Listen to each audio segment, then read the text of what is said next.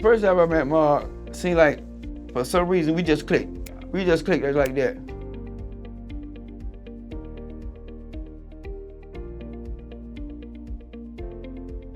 When we looked at our patient-centered medical home model, one of the things that we recognized was the need to not only focus on operations, but also patient-provider engagement. And so when we started the journey for shared decision-making, we understood that we not only needed to address how patients were coming into the health center, but then what happened in the visit between our medical provider and the patient to understand their preferences when it came to medical decision making. One of the things about Access is, as a thought leader, it's incredibly important for us to pull in the most innovative and evidence-based practices that are being used to push the needle on wellness for our patients. So with shared decision making, where we started was looking at who were leaders in the field and who was doing the most innovative work that we could integrate into our practice. And so what we did is we reached out to Dartmouth University and the American Institutes for Research, both of whom were doing a lot of work in the area of shared decision making. And we started by asking them, how would we begin to integrate this into our system? I think that Access is really on the vanguard. Having Access be part of this collaborative is really important for a lot of reasons. One is that there's a huge range of stuff that happens in primary care. When people started talking about shared decision making, people really focused on really specific decisions and often things that were people thought of as really consequential. So whether to have this surgery or that surgery. As time has gone on and the field has advanced, there's been more of a recognition that it's not just about things like having tools for those types of decisions that you can't necessarily revisit, but also about this idea of the decisions that you really can revisit. Things like, what do we do now, and in 2 years maybe we'll come back to it if something is working or not working. That's a huge shift. The other part is that a lot of research has been done, like a lot of research is, in academic medical centers that may not see the kind of populations that you have in Access. When people talk about research and research on patients, people are often concerned about a bias of having very well-educated, very well-insured patients, patients who are the most activated, people who really expect to have a lot of say in what happens in their care. And to be able to do this in an environment and a recognition that patients who are not necessarily in those academic medical centers, that those patients still deserve and want to be engaged. With shared decision making, we really slow the process down at the pace that the patient can understand. But it's also about choice.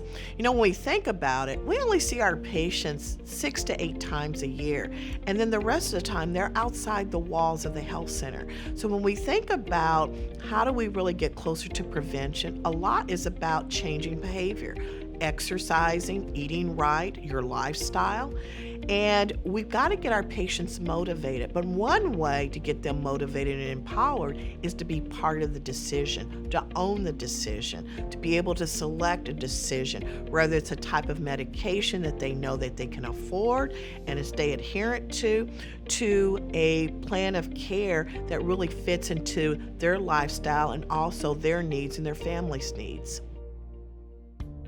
I think initially when you're working with a patient on any health issue, I think the priority is starting by listening to them.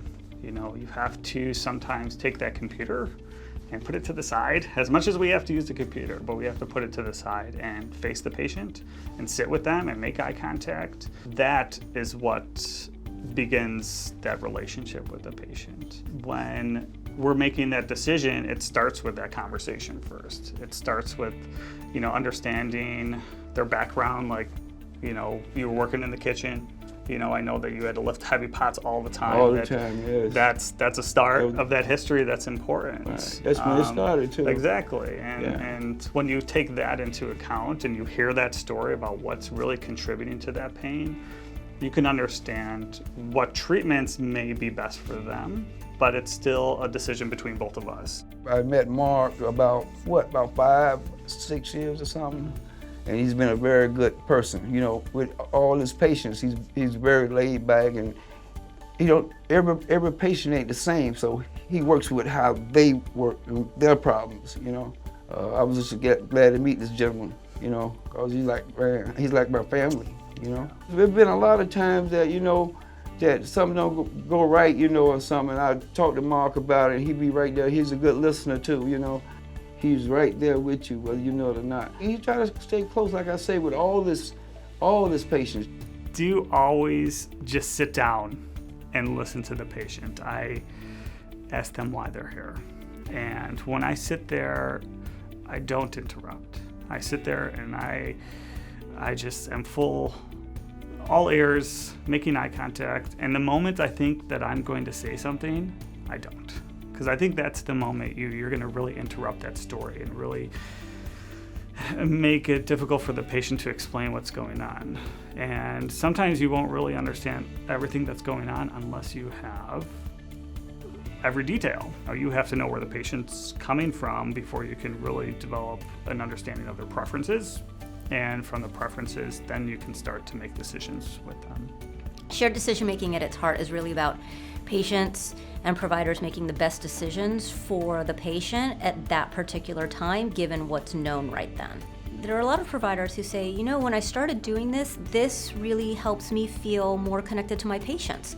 It sort of gets me back to why I wanted to be a clinician to begin with. It's less about the talking to the electronic health record and less about doing all my check boxes, and really more about building relationships and finding out who they are. And so the idea that it can also help providers, that it can help providers not just provide better care, but actually enhance their own experiences of doing what they want to do, which is to take care of people and to help them through these difficult situations and difficult decisions. I know that being able to develop a relationship with patients through listening, through those interactions, using shared decision making, learning how to develop that skill is just as important as being able to perform a procedure, do an injection. It's critical to what we do in healthcare, and doing it in the community health center is of utmost importance. Most people, regardless of their background, really want to understand what they're being asked to do and why. Because if they don't understand what the rationale is, then it's very easy to either brush it off or to not have it be as much of a priority.